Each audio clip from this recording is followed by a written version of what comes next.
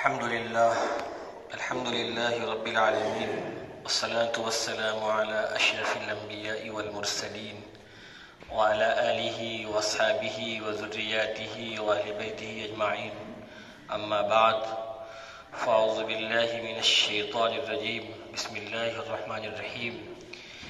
يا أيها الناس اتقوا ربكم إن زلزلة الساعة شيء عظيم يوم ترونها تذهل كل مرضعة عما أرضعت وتضع كل ذات حمل حملها وترى الناس سكارى وما هم بسكارى ولكن عذاب الله شديد. صدق الله العظيم وصدق رسوله النبي الأمين الكريم، ونحن على ذلك لمن الشاهدين والشاكرين، والحمد لله رب العالمين. بزرگان محترم،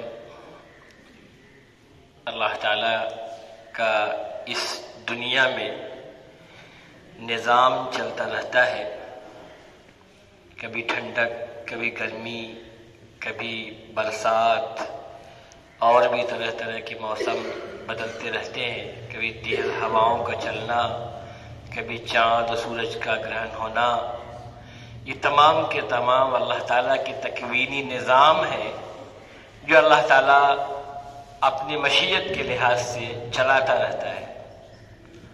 اور انسان کے اعمال کا بھی بعض چیزوں میں دار و مدار ہوتا ہے، اور کبھی اللہ کی طرف سے آزمائش بھی ہوتی ہے مومنین کے لیے. اللہ تعالیٰ اپنے جتنے ہی قریبی بندے ہوتے ہیں ان کی زیادہ آزمائشیں ہوتی ہیں. روایتوں کا مفہوم یہ ہے کہ انسان جب اللہ سے قریب ہوتا ہے، انسان جب اللہ تعالیٰ سے کلوز ہوتا ہے، تو اس کی طرف آزمائشیں اور مصیبتیں سیلاب کی طرح سے آتی ہیں. جس طرح فلڈ تیزی کے ساتھ بڑھتا ہے، باڑھ جو آتی ہے تیزی کے ساتھ، سیلاب، اس طرح سے مصیبتیں اور آزمائشیں اس کی طرف سیلاب کی طرح آتی ہیں. اب یہ مصیبتیں آزمائشیں مختلف طرح سے ہو سکتی ہیں، جانی اعتبار سے، مالی اعتبار سے، بیماری کے اعتبار سے، کبھی خوف اور غم کے اعتبار سے، کبھی دوسرے ٹینشن کے اعتبار سے، جس کو اللہ تعالیٰ نے قرآن مقدس میں فرمایا کہ فَاذْكُرُونِي أَذْكُرْكُمْ وَاشْكُرُوا لِي وَلَا تَكْفُرُونِ. جو یہاں پہ ہے کہا گیا کہ تم لوگ مجھے یاد کرو، میں تمہیں یاد کروں گا. تو اللہ تعالیٰ فرماتا ہے کہ مجھے یاد کرو، میں تمہیں یاد کروں گا. جب ہم اللہ کا ذکر کریں گے تو اللہ ہمارا ذکر کہاں کرے گا؟ فرشتوں میں کرے گا. ان فرشتوں میں کہ جو اللہ کے نہایت قریبی ہیں، اور فرشتے اللہ تعالیٰ کی ایک بات کی بھی نافرمانی نہیں کرتے ہیں. اللہ وہاں ہمارا تذکرہ کرے گا. اسی آیت میں آگے دیکھیں، فرمایا وَلَنَبْلُوَنَّكُمْ بِشَيْءٍ مِّنَ الْخَوْفِ وَالْجُوعِ وَنَقْصٍ مِّنَ الْأَمْوَالِ وَالْأَنفُسِ، کہ ہم تمہیں آزمائیں گے. اور تاکید کے ساتھ فرمایا کہ ضرور آزمائیں گے، ضرور بھی ضرور آزمائیں گے. بِشَيْءٍ مِّنَ الْخَوْفِ، کسی بھی چیز کے ذریعے، کبھی خوف دے کر کے، کبھی کسی چیز کا ڈر پیدا کر کے، والجوع، کبھی بھوکا رکھ کے بھی آزمائیں گے. بِشَيْءٍ مِّنَ الْخَوْفِ، کسی بھی چیز سے، کسی بھی چیز سے، کبھی بھوکا رکھ کر کے، کبھی ڈرا کر کے کسی چیز سے. اور نقص من الاموال، مالوں میں کمی کر کے، روپے پیسے میں کبھی کمی آ جائے گی، گھر پہ شدید بحران ہو جائے گا. والانفس، اور کبھی جانوں کو لے کے بھی آزمائیں گے. کسی کے گھر میں کسی قریبی انسان کی جان لے لے گا اللہ تعالیٰ، کبھی ماں کی، کبھی باپ کی، کبھی اولاد کی جان لے کر کے، اور کبھی بیوی کی جان لے کر کے، کبھی سگی بھائی کی جان لے کر کے، کبھی سگی بہن کی جان لے کے، ان تمام رشتہ داروں کی جان لے کے فرمایا کہ آزمائیں گے. والانفس والثمرات، اور پھلوں اور کھیتیوں میں بھی کمی کر کے آزمائے گا. خلاصہ کلام یہ ہے کہ اللہ تعالیٰ ضرور بے ضرور ہمیں آزماتا رہے گا، مختلف اعتبار سے، حالات کے اعتبار سے. فرمایا کہ بشر الصابرین، اب جو ان حالات میں صبر کرنے والے ہیں، اے پیغمبر، اے محبوب، انہیں بشارت سنا دیجئے، انہیں خوشخبری دے دیجئے کہ اللہ صبر کرنے والوں کے ساتھ ہے۔ یہ آزمائشیں مختلف طرح سے آتی رہیں گی، ہر دور میں آئی ہیں اور یہ آزمائشیں آتی رہیں گی۔ آپ دیکھ لیجئے نبی پاک صلی اللہ علیہ وسلم کے زمانے سے لے کر کے آج تک یہ آزمائشیں چلی آ رہی ہیں۔ کبھی دل میں یہ خیال نہ آئے کہ ہم تو ایمان والے ہیں، ہم تو نماز پڑھنے والے ہیں، روزے رکھنے والے ہیں، پابندی سے زکوٰۃ بھی ادا کرنے والے ہیں، اللہ کے احکامات کو بجا لانے والے ہیں، اس کے باوجود بھی ہمیں یہ آزمائشیں کیوں آ رہی ہیں، ہمیں یہ تکلیفیں کیوں آ رہی ہیں؟ تو جتنا انسان اللہ سے کلوز ہوگا اتنی ہی انسان کی آزمائش ہوگی۔ میں نے بتایا کہ اللہ کی طرف سے اتنی ہی آزمائش ہوگی۔ کبھی دل میں ہمارے یہ خیال نہ آئے، ہم یہ نہ کہہ دیں اے اللہ ہم ہی ملے تو آپ کو آزمانے کے لیے، نہیں، ہم یہ نہ کبھی کہیں، اور دوسروں کی تکلیف کو دیکھ کر کے ہم ہنسے بھی نہ۔ اگر دشمن بھی ہمارا ہے اس کی تکلیف کو دیکھ کے ہنسے نہ، ورنہ تکلیف اس کی ختم ہو کے تکلیف ہمیں مل جائے گی۔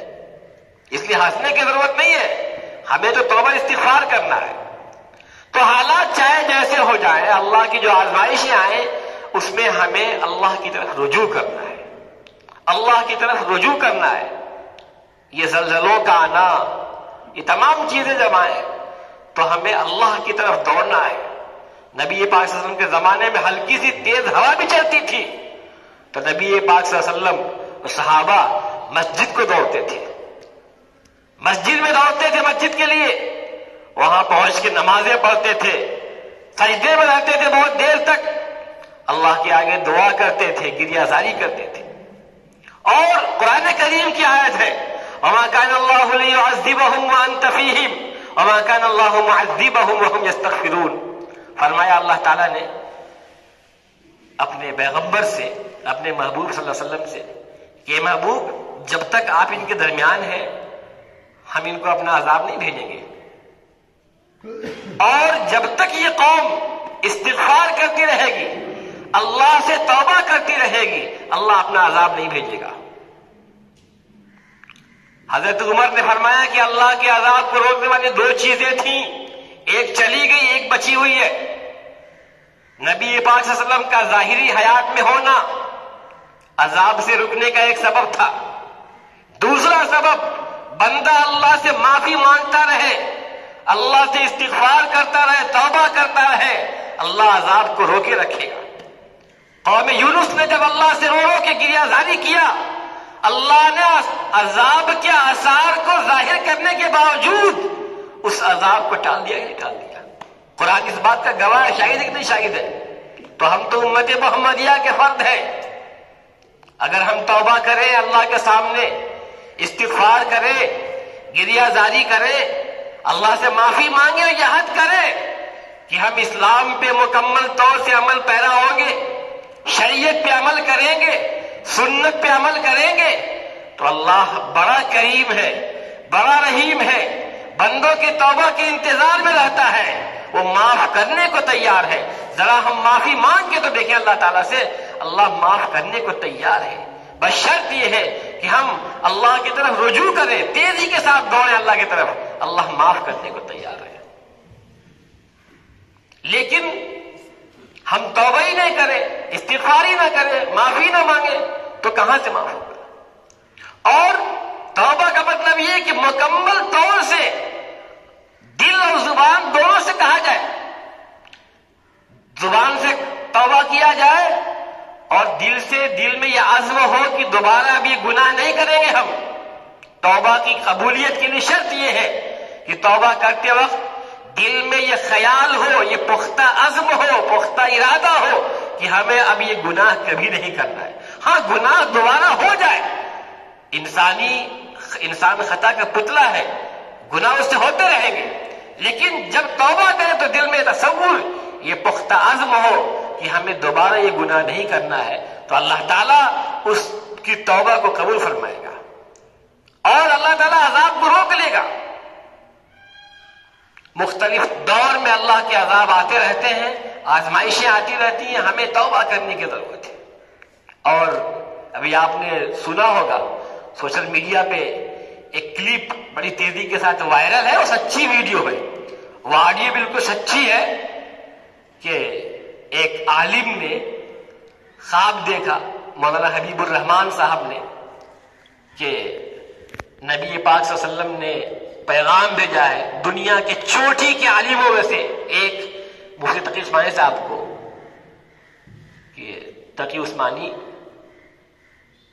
امت پہ سخت حالات آنے والے ہیں، امت پر بڑے سخت حالات آنے والے ہیں، بڑے مشکل ترین حالات آنے والے ہیں، امت کو یہ دعا بتا دو کہ وہ دعا پڑھے۔ وہ دعا ہے اللہم اغفر لی ذنبی کلہ دقہ وجلہ واولہ وآخرہ وعلانیتہ وسرہ، کہ اللہ ہمارے تمام گناہوں کو معاف فرما، جو ظاہر و پوشیدہ ہے پچھلے اور بعد کے تمام گناہوں کو، تمام چھوٹے بڑے تمام گناہوں کو معاف فرما۔ اس دعا کا کثرت سے ورد کیا جائے۔ اس آڈیو کی باضابطہ تصدیق ہو چکی ہے اور بتانے والے خود ایک بڑے عالم ہیں، دنیا کے چوٹی کے عالموں میں سے ہیں، کہ امت میں سخت حالات آنے والے ہیں۔ ابھی جو ترکی میں زلزلہ آیا، ضروری نہیں کہ بس وہیں تک محدود رہے، ممکن ہے وہ آگے بھی کہیں بڑھ جائے، کہیں بھی آ سکتا ہے، دنیا کے کسی بھی خطے میں آ سکتا ہے۔ دیکھا ہوگا آپ نے کیسی کیسی ویڈیوز آئی، تو اللہ کی طرف سے یہ سخت ترین حالات کہیں بھی آ سکتے ہیں، ضروری نہیں کہ زلزلہ ہی آئے، اللہ کے عذاب کی مختلف شکلیں ہوتی ہیں، اللہ کی آزمائشیں بھی ہوتی ہیں، ضروری نہیں کہ زلزلہ عذابی ہو۔ آپ کہیں کہ وہاں تو بڑے ایمان والے تھے، اللہ کی طرف سے آزمائشیں بھی آتی ہیں۔ مومن کے لیے دنیا کچھ نہیں ہے، اہل ایمان کے لیے دنیا کچھ نہیں ہے، اصل آخرت ہے ایمان والوں کے لیے، اصل آخرت ہے، دنیا ہمارے لیے کچھ نہیں ہے، دنیا بس دارالامتحان ہے، امتحان کی جگہ ہے، اس لیے ہمیں تیاری کرنی ہے آخرت کی۔ ہمارا تو خاتمے کا جو اعتبار ہوگا اس کا اعتبار کیا جائے گا، کہ ہمارا خاتمہ ایمان پہ ہو، اس کا اعتبار کیا جائے گا۔ ایک ویڈیو دیکھ کے بہت تعجب بھی ہوا، بہت خوشی بھی ہوئی کہ ایک خاتون جو اس ملبے میں دبی پڑی تھی، اس کو لوگ نکالنا چاہ رہے تھے، اس نے کہا نہیں، پہلے دوپٹہ ہمارا لا کے دو، تب میں باہر نکلوں گی۔ اللہ، موت کے منہ میں کھڑی ہوئی ہے، موت سامنے کھڑی ہوئی ہے، لیکن حجاب کا اتنا خیال ہے کہ نہیں، میں ایسے نہیں نکل سکتی، دوپٹہ لا کے دو تب میں باہر آؤں گی۔ آپ کیا سوچ رہے ہیں کہ خالی جو گناہ گار وہی دبے ہیں وہاں پہ؟ نہیں، یہ اللہ کی طرف سے آزمائشیں آتی ہیں، ہر دور میں آتی ہیں۔ ہم ہر ٹائم تیار رہیں کہ ملک الموت کسی بھی ٹائم آ جائیں، ہم تیار رہیں۔ ہاں، یہ بھی آپ جان لیجئے، اللہ کو بچانا ہوتا ہے، اللہ کو کسی کو محفوظ کرنا ہوتا ہے تو بڑے سے بڑے طوفان بھی آتے چلے جاتے ہیں، احساس تک سے نہیں ہوتا۔ ابھی میں نے کل ہی پڑھا تفسیر روح البیان کے حوالے سے اور قصص الانبیاء کے بھی حوالے سے کہ حضرت نوح علیہ السلام کا جب طوفان آیا تھا، اس طوفان سے پہلے جب وہ کشتی بنا رہے تھے تو ایک خاتون وہاں سے گزری جو ایمان والی تھی، انہوں نے کہا اللہ کے پیغمبر یہ کیا بنا رہے ہیں؟ تو فرمایا کہ اللہ کا عذاب آنے والا ہے جو تمام غیر ایمان والوں کو اس طوفان میں جو ہے ڈبو دے گا۔ تو اس نے کہا اللہ کے نبی، اس طوفان جب آئے تو مجھے بھی اپنی کشتی میں سوار کر لیجیے گا۔ انہوں نے ٹھیک کا وعدہ فرما لیا کہ ٹھیک ہے۔ اللہ کی مرضی تھی، اللہ کی ایسی رضا تھی کہ جب طوفان آیا، حضرت نوح علیہ السلام اس خاتون کو یہ کہنا بھول گئے اور تمام لوگوں کو کشتی میں سوار کر لیا، انسانوں کو، جانوروں کے جوڑے کو، تمام لوگوں کو سوار کیا، اور طوفان ایک طویل عرصے تک رہا، بڑا خطرناک طوفان تھا وہ. پھر طوفان جب ختم ہو گیا، نوح علیہ السلام جب پہنچے اپنے علاقے میں، اس خاتون سے ملاقات ہوئی. وہ خاتون تھوڑا دور پر رہتی تھی نوح علیہ السلام سے. جب اس سے ملاقات ہوئی تو اس خاتون نے کہا کہ اے اللہ کے پیغمبر، آپ نے یہ فرمایا تھا کہ اللہ کا عذاب آنے والا ہے، وہ عذاب نہیں آیا، کب آئے گا اللہ کا عذاب؟ اے اللہ کے پیغمبر، آپ نے فرمایا تھا کہ اللہ کا عذاب آنے والا ہے، عذاب تو آیا نہیں، کب آئے گا اللہ کا عذاب؟ فرمایا او اللہ کی بندی، عذاب تو آ چکا، او اللہ کی بندی عذاب تو آ چکا، ظالم لوگ تباہ برباد ہو گئے، صرف ایمان والے بچے ہیں. اس نے تو دیکھا ہی نہیں عذاب. وہ اپنے گھر میں تھی، اپنے گھر میں تھی، گھر میں ایک ذرہ پانی نہیں گیا، اس کے گھر میں ایک قطرہ پانی نہیں گیا، باقی باہر تمام پانی کا پانی. وہ اپنے گھر میں بالکل صحیح سالم. تو اللہ جب بچانا چاہے تو بڑے سے بڑے طوفان، بڑے سے بڑے زلزلے اور بڑے سے بڑے بجلی کی چمک، یہ سب اللہ کے قبضے میں ہے، اللہ بچا لیتا ہے وہاں سے. اس لیے ہمیں چاہیے کہ ہم سنت پہ عمل کریں. تصور کریے، یاد کریے وہ وقت جب صحابہ کرام گئے تھے جنگ کے میدان میں اور جنگ فتح نہیں ہو رہی تھی، کئی دن گزر گیا، صحابہ پریشان تھے کہ آخر فتح کیوں نہیں ہو رہی ہے، آخر وجہ کیا ہے. پھر بالآخر مل کر کے یہ غور و خوض کیا گیا تو معلوم ہوا کہ ایک سنت چھوٹ رہی ہے. وہ سنت مسواک کی سنت ہے. لہذا جب سب نے مل کر کے مسواک کرنا شروع کیا تو دشمن کے اندر یوں ہی روب بیٹھ گیا، دشمن خوف زدہ ہو گیا اور یوں ہی فتح انہیں نصیب ہو گئی. تو تصور کریں، غور کریں کہ ایک سنت پہ عمل کرنے کی برکت کتنی بڑی ہوتی ہے. جب ہم سنت پہ عمل کریں گے تو اللہ تعالیٰ کی مدد ہمارے ساتھ آئے گی. حدیث پاک میں تو یہاں تک کہا گیا ہے من احیا سنتی عند فساد امتی فلہ اجر مئۃ شہید.